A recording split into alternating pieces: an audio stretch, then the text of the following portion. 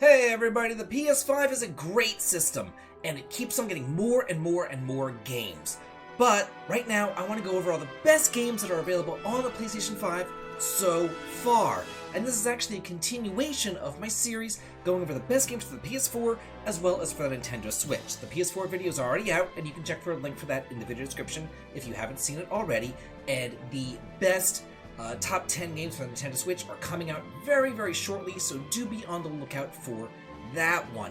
I went ahead and I made these videos with no overlaps between them, so you're going to be getting 30 different games all told between the 3 different systems.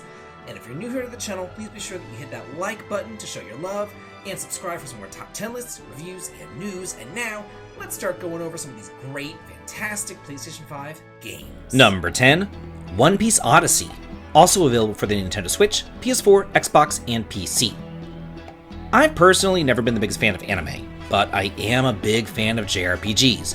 And while I thought about watching One Piece, don't hold your breath, because the last true anime that I watched was Sailor Moon back in around, 1996 or so.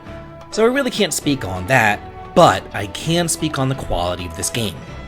Featuring a twist on turn-based combat where each combatant has to fight their own set of enemies, the battle system is wholly unique, while the graphical designs were created by the team behind Dragon Quest XI.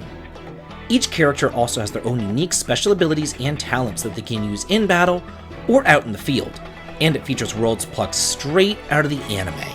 This is just a blast to explore for fans of the genre, or just like fans of One Piece in general.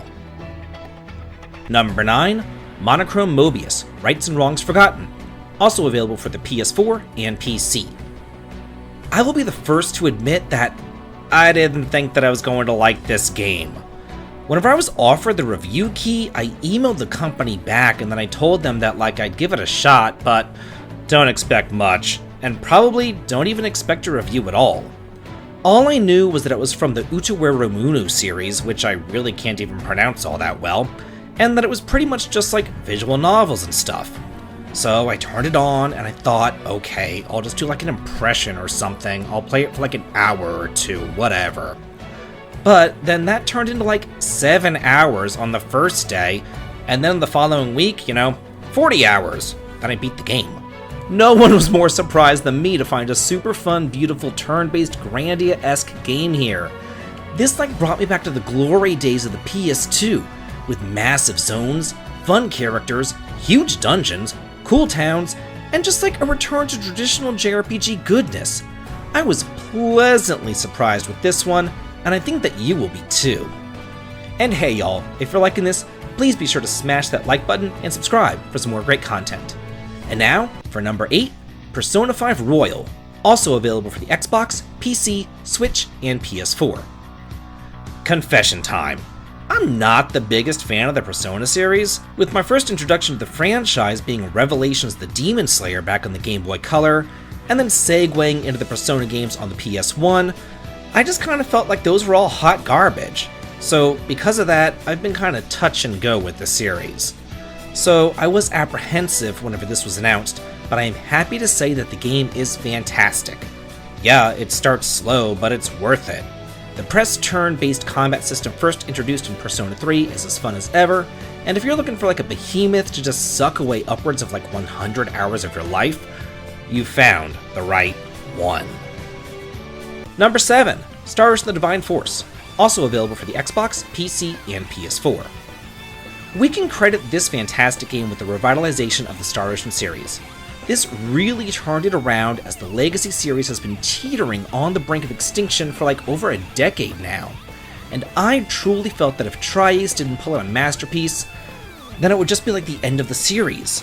Thankfully though, we have nothing to worry about, because this is an amazing game that just went back to the basics, back to the formula that worked, with 2 different protagonists, multiple planets to explore, hidden, unique characters, and super fun, fast-paced combat along with a riveting storyline. You just can't go wrong here. They went back to what worked in the second game, and it sold so well that now we're getting a remake of that amazing game too. So, here's some more Star Ocean in the future. Number 6, Yakuza Like a Dragon, also available for the PS4, PC, and Xbox. When the Yakuza series went turn-based, no one was happier than me. especially because this wasn't some sort of bastardized version of turn-based battling. This was the real deal, inspired by the great granddaddy of them all, Dragon Quest, and complete with the most absurd job classes that you've ever seen, with some really wacky storylines and side quests thrown in for good measure. It's still an open world, sandboxy experience, but it's also linear enough for me to enjoy too. Ichiban constantly equates everything that he does to his favorite game as he turns his gritty adventure into something sweet. This game was actually such a hit that from now on, all of Ichiban's adventures will be turn-based in the future. It's interesting to see that what began as an April Fool's joke has now become one of the best games of this generation. Number 5, Ys 9, also available for the Switch, PS4, and PC. Ys 9 gives something back to players who love this series. Little tidbits to say, hey, you should go and check out what Adol did before this. Each game in the series is better than the next, and it takes what was so great about Ys 8 and it elevates it with the Monstrum gifts that you can use to move around the city prison. Other Ys games have you explore different areas and be outside for the most part. However, this is different, as you are refrained from leaving the city and you're only able to visit certain parts as you begin and play. It really takes advantage of the gifts later on in the game, as you feel like a superhero discovering different areas of the city. It's more like an action platformer that you would see in Spider-Man instead of an RPG, and it's so refreshing. Number 4, Octopath Traveler 2, also available on the Nintendo Switch, PS4, Xbox, and PC. This game series needs no introduction, as its predecessor single-handedly changed the JRPG landscape for good by ushering in the HD 2D era. Here, you can choose to follow the paths of 8 separate heroes, each complete with their own powers and storylines, and it's set in that gorgeous HD 2D environment with turn-based battles. The world is open, and you can explore it at your leisure, recruiting whichever characters you would like, and going in whichever order you would like too. Each town and area is just wholly unique, very inviting, and just draws you into the vast world. The graphics are stunning, and it showcased to the world that old school gaming is not dead. It can thrive and flourish in the modern age. And most importantly, you don't have to have played the first one to enjoy this entry. They are both standalone games. Number 3, Tales of Arise, also available for the PS4, Xbox, and PC. This is easily the most substantial upgrade of the Tales series that we've had since the PS2 era, truly creating a perfect base game for them to improve over this generation of Tales games. This is a breath of fresh air blown over a stagnating series. Just about everything that you could do received an upgrade.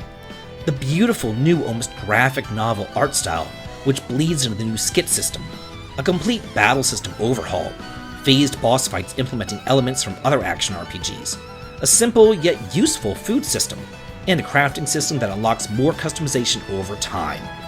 The stories is focused on character development and the interrelationships between them. I mean, it really does have everything that you need in an action RPG classic. Cute owls, a hot protagonist, a knight with her ass up in the air, and some great DLC coming our way too.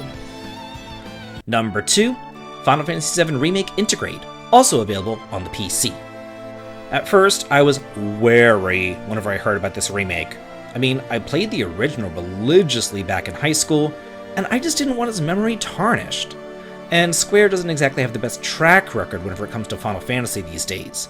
So whenever they said that they were going to make it action, I cringed. But I'm here to tell you, got nothing to worry about. The combat's fluid, the dungeons are fun to explore even with all those hidden loading times, and they kept the integrity of the characters. The city of Midgar and the world that they originally developed isn't really bastardized, it was only expanded upon and made better. And I personally cannot wait for the second part of the remake coming up next year, as it looks to have the exact same amount of tender love and care put into it.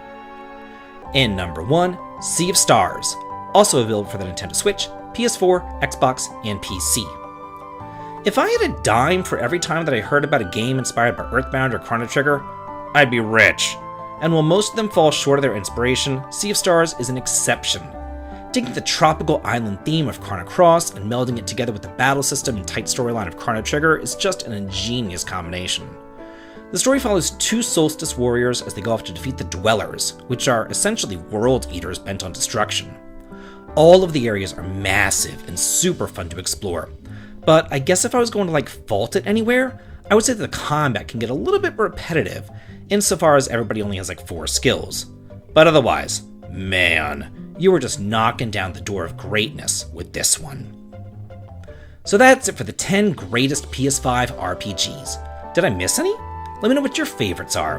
Let's get a discussion going on here, and let's all talk and chat about it, because I'm always in the comments too. And please do check out the greatest PS4 RPGs video, and be on the lookout for the greatest Nintendo Switch RPGs too. And if you like what I do here on the channel, please head on over to the Patreon to sign up for early access to my videos and behind the scenes photographs. The link to it is over in the video description. And as always, please like, comment, and subscribe, and have a good day.